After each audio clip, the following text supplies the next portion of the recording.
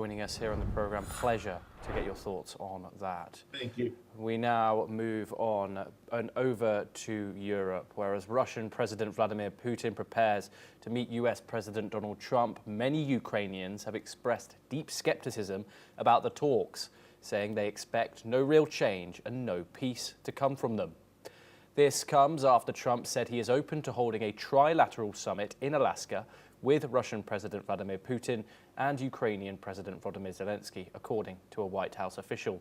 Let's take a closer look at what they had to say. Я думаю, що не варто від них взагалі нічого очікувати, бо цих переговорів було вже більш ніж достатньо і жодного разу ніяких хоч скількись помітних результатів не було взагалі. И я считаю, что встреча Путина и Трампа ничего не изменит, потому что обещаний было много. И я считаю, что это вранье, и ничего не изменится. В любом случае Украина будет воевать дальше, и я надеюсь, что мы победим.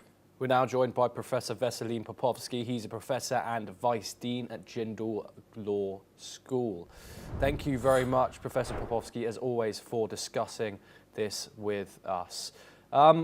The possibility of a trilateral meeting, it sounds very striking, although it doesn't seem as if the Russian president wants this.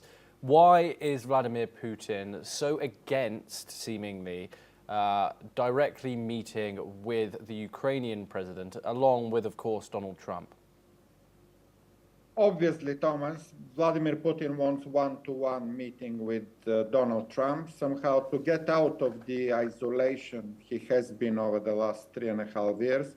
So it's a very big informational victory for Putin to have a photo opportunity with Donald Trump, to be hosted in Alaska, the US territory. And he will play this very well. He's master in manipulation and games like this.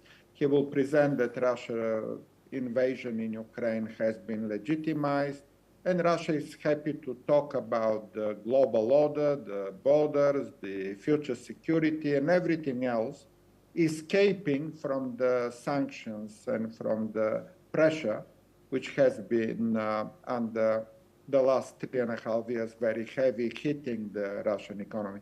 So the meeting in Alaska is useless without Zelensky, and it will be a small victory for Putin, but Trump is going to lose all his credibility because nobody will believe him anymore. He imposed 12 days of moratorium and promised heavy sanctions on Russia if they don't stop the fire.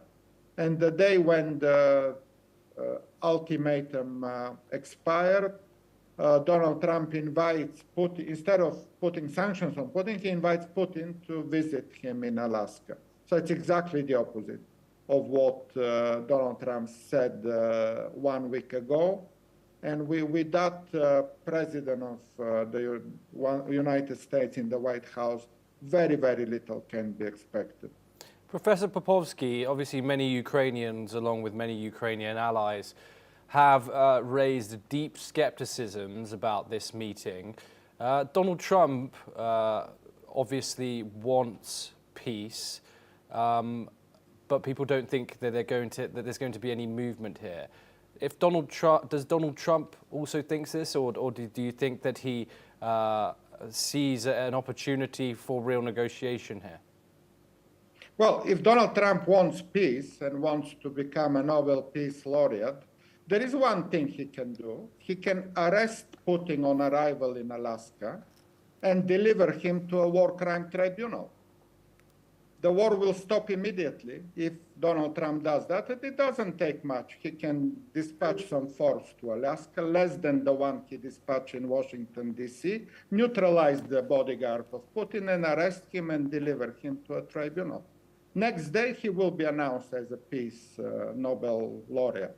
Not only that, he will be remembered in the 22nd century, despite all of his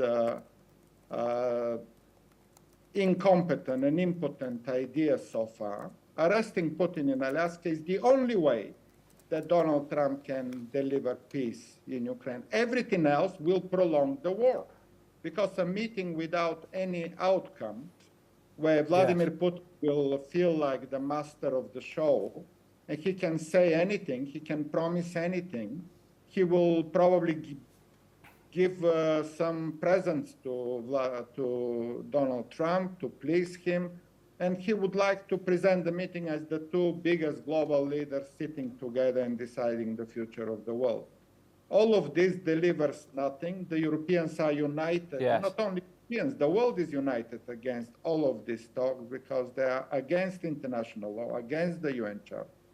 Without Ukraine on the table, there will be absolutely no outcome of this show, this photo opportunity. Yes, Professor Popovsky, thank you very much for joining us on that topic.